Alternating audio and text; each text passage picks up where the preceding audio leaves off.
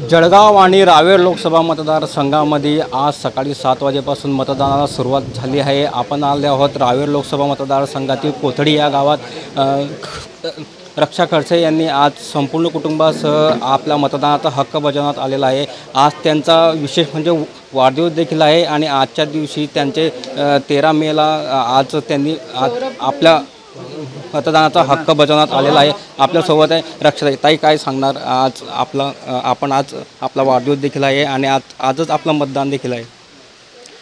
नक्कीच आज पूर्ण विश्वास आहे की जनताने जे 10 वर्षापासून मला साथ दिलेली आहे तर यावेळेससुद्धा जनता मतदानाच्या माध्यमातून मला आशीर्वाद देतील। वाढदिवसाच्या शुभेच्छेच्या माध्यमातून आज मतदानाच्या माध्यमातून जनता आशीर्वाद देईल आणि पूर्णपणे विश्वास आहे की यावेळेससुद्धा चांगल्या मताने मी निवडून येईन। ताई, आज संपूर्ण कुटुंबाने आपण आज मतदान केले आहे, मात्र रोहिणीताई खडसे आपल्या आज सोबत नाही आहे, तर आपल्याला काय वाटतं? बघा, रोहिणीताई ह्या आता NCPच्या नेत्या आहे। आज परिवार म्हणून नक्कीच त्यांनीसुद्धा शुभेच्छा दिलेल्या आहे, पण आज बाकीचे इतर माझे माहेरची मंडळी, सासरीची मंडळी, आज पूर्ण परिवार सोबत आहे।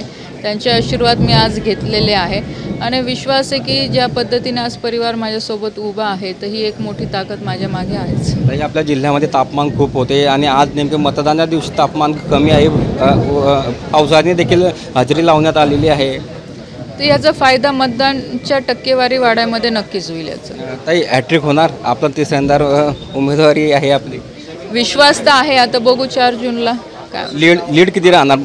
हे बघा, हे असं आपण नाही सांगू शकत, कारण आता टक्केवारी किती होते मतदानाची त्याच्यावर बऱ्याचशा गोष्टी अवलंबून राहतील। हो, तर रक्षाताई खडसे यांनी सांगितलं की आपलं मतदानाची टक्केवारीवरती अवलंबून आहे की आपला विजय नक्कीच होणार, मी हॅट्रिक देखील ह्यावेळी करणार आहे, असा विश्वास त्यांनी व्यक्त केला। Nilesh Patil, Maharashtra times online, Jalgaon.